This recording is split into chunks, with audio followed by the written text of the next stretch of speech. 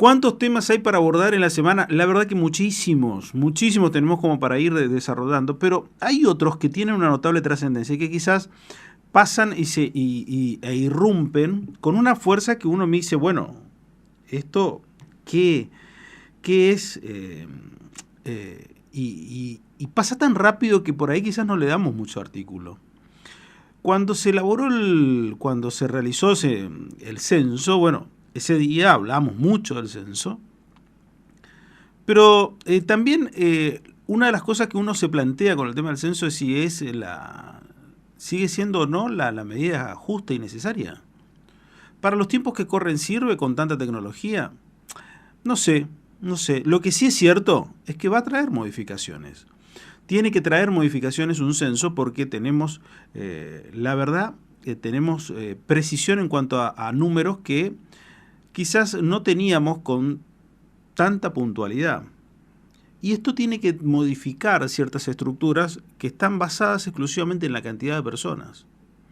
Más allá de la que significa para mí en lo económico y lo social, saber cómo realmente vive la gente y dejar de lado el tema de las encuestas o de las percepciones.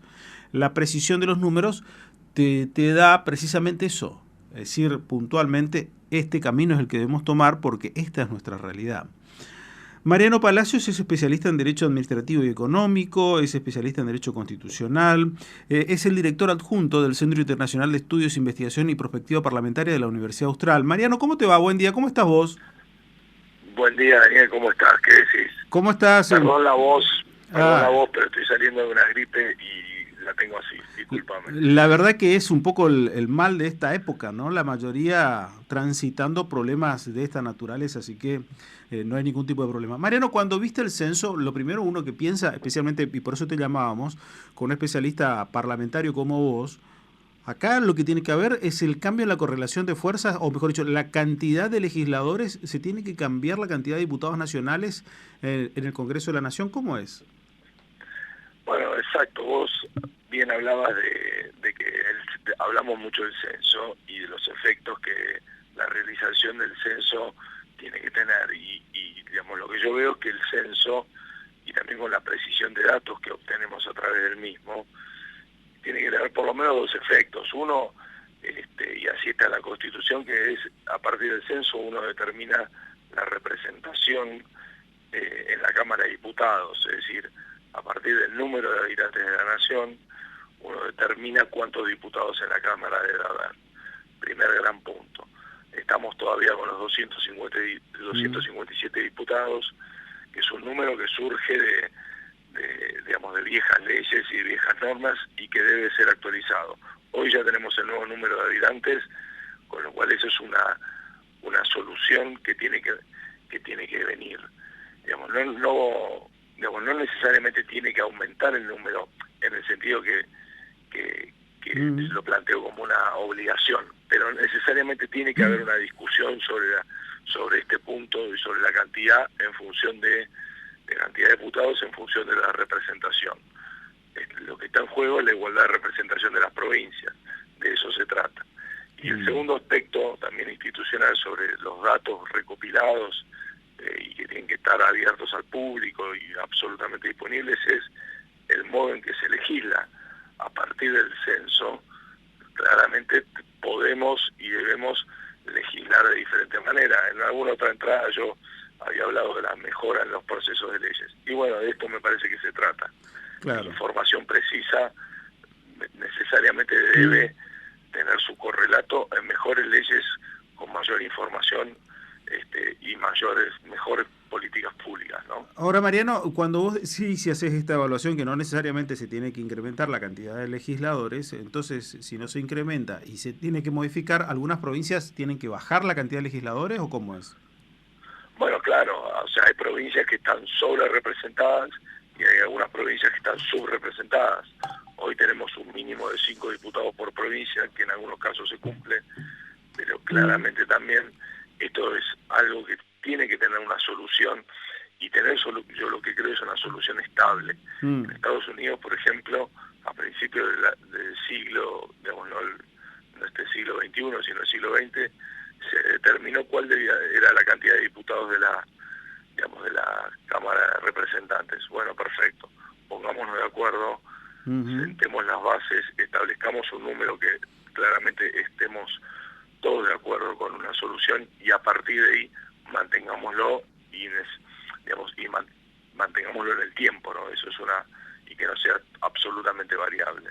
Mariano, y lo otro que tiene que ver con esto, el sistema y con lo que ha demostrado el censo, y los primeros datos que se van teniendo, seguimos teniendo una enorme representación centralizada en el centro del país, porque si uno tiene que guiarse por lo que es la manda constitucional y tiene que guiarse por el centro, y el censo, el centro del país va a seguir concentrando más poder. Bueno, eso exactamente, el artículo 45 de la Constitución es lo que te manda de la representatividad en función de la cantidad de habitantes. Bueno, a partir de ahí, y la concentración de la población en el centro del país, como bien vos decís, va a concentrar más poder. Pero bueno, yo creo que es algo, digamos, por de pronto es un tema que tiene que aflorar y discutirse, y no puede ser escondido bajo la mesa, y en algún momento esto tiene que solucionarse. No podemos estar incumpliendo algo que está absolutamente previsto, sobre todo, bueno, ahora que hicimos efectivamente el censo, ¿no? Claro. Uno no pide que en realidad no se cumpla, sino que se revierta, o mejor dicho, se planteen estas cuestiones de fondo que por ahí quizás no se plantean, solamente en alguna retórica cuando a uno le salen mal las cosas o cuando no le salen como uno esperaba, pero que hacen una cuestión profunda, como es el hecho de decir la representación exclusivamente por número, cuando estamos en un país que tiene una alta concentración de población, una zona centro, y que las zonas norte y sur no tienen quizás ese nivel de representación. Digo, quizás ese federalismo muchas veces declamado debería comenzar por estas otras cosas más profundas que deberían discutirse y que no se las hacen. Sí, totalmente de acuerdo. O sea, parte del sistema es justamente un régimen de gobierno federal, y en eso, digamos, en ese pensamiento o en esa solución tienen que tener en cuenta el esquema federal de nuestra Constitución y de nuestro país, de nuestra organización política, sin dudas. Lo otro que te quería preguntar, porque me viene llamando mucho la atención, la dinámica parlamentaria de este año tiene una particularidad, que es los casos irrumpen, las cuestiones irrumpen y parece una semana a todo o nada, y después se diluyen, van en el tiempo y después aparecen otra vez. Es como que hay una dinámica de discusión de las cuestiones parlamentarias que no tiene una correlación de tiempo un poco más como era anteriormente o como se venía dando, y este año parece un mes se discute acuerdo con el Fondo Monetario Internacional como máximo, o 1 o 2 semanas, y se terminó, listo, chau, a la bolsa, no importa, ya salió, ya está. Otro mes se discute Consejo de la Magistratura con una irrupción imponente, y después se diluye y se va. Otro mes aparece la discusión de la Corte, después parece que nada. Otro mes aparece ley de alquileres, entra y nada. Estas discusiones ¿tienen una lógica, o en realidad tiene que ver nada más con la dinámica política de querer ganar siempre pantalla y actualidad y agenda en la política? Me parece que es parte de lo segundo, y justamente es una de las cuestiones que digamos, deberían mejorarse. Vos bien mencionaste, por ejemplo, ahora el centro de la discusión está en la boleta de papel, en la boleta única de papel. Y vos bien mencionaste la ley de alquileres. Eso es un tema que afecta a muchísima gente, y digamos, pareciera que pasó al olvido. No digo que la boleta única de papel o digital no sea importante, pero es como decís, son momentos, irrupciones, se tratan y pasan a un segundo plano y pareciera que se olvidó. Y creo que justamente en aras de fortalecer al Congreso como institución, deberían establecerse procedimientos en donde, además de la coyuntura política del momento, estos temas de fondo tendrían que seguir discutiéndose y en algún punto llegar a algún tipo de solución.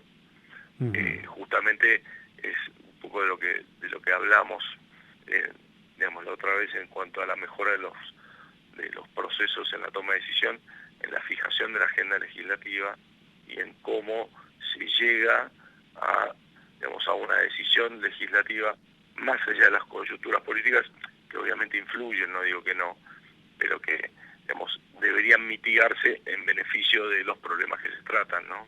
Claro, claro, claro. Uno no dice que definan de una manera u otra, sino que lo definan de la mejor manera, de lo que quieran y de las responsabilidades que asumieron como legisladores. A eso uno apunta exclusivamente cuando plantea estas cosas, ¿no? Porque todo Totalmente de acuerdo. parece como que la decisión terminan tomándola en una cuestión de una efervescencia circunstancial, no a través de un Exacto. razonamiento, de una evolución de escuchar las ponencias o de las circunstancias que rodean y que pueden llegar a ser la mejor toma de decisiones.